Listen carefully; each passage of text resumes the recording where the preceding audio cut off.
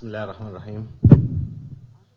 Ladies and gentlemen, distinguished guests, it gives me a great pleasure to address this esteemed gathering where experts, innovators, and scholars from various countries get together catering for entrepreneurship development in the Arab region. I would like first to thank the organizer of this event, Knowledge Horizon and Cisco Systems, for choosing this strategic day for holding this symposium. On this day marks the opening of the US Summit on Entrepreneurship. I'm sure each one of you in this room is sharing with me the hope of new beginning as promised by President Obama. President Obama's promise was realized through the envisioning of a public-private partnership program to boost entrepreneurship in the Muslim world and to support ongoing programs in this region. I had the honor to meet with the program leaders whom I learned from that the program has 12 Muslim countries on its entrepreneurship agenda, with Egypt and in Indonesia beginning is the first in row.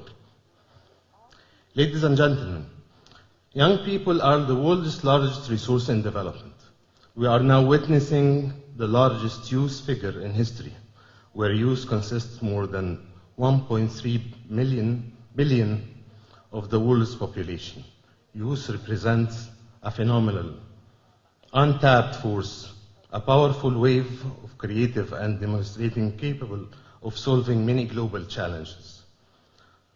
I wanted to add that Egypt is a young nation, where 60% of our population is under the age of 30. Egypt's competitiveness comes out of its youth. We have 250,000 graduates every year from universities, out of whom 20,000 in the field of IT, information technology. We perceive that as a real asset, but at the same time, a real challenge to leverage this pool of the internationally competent level. Egypt, along with the Arab countries, is being integrated into the global economy and in the global knowledge society.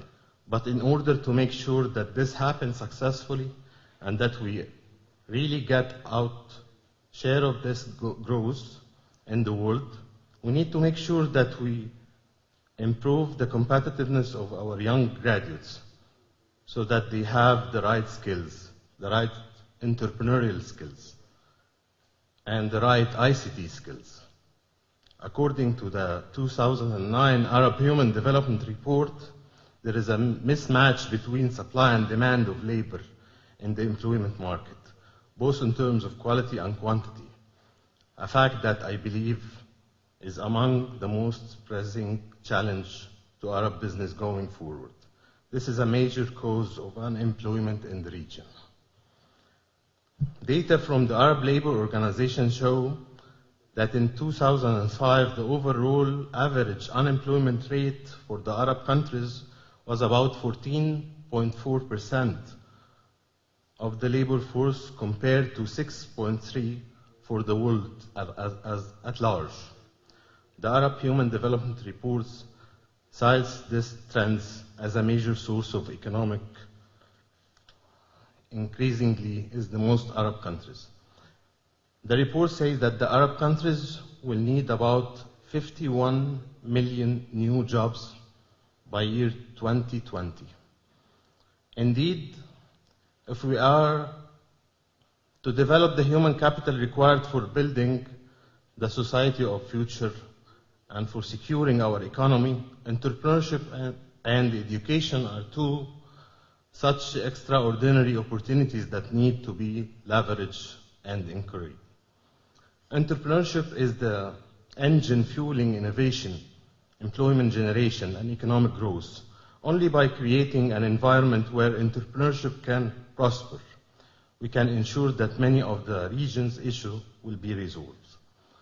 I would like to emphasize the importance of fostering entrepreneurship education considering it a key component of development human abilities, and as an essential requirement for enhancing economic growth, in addition to creating job opportunity, encouraging participation in civil life, and promoting self-abilities.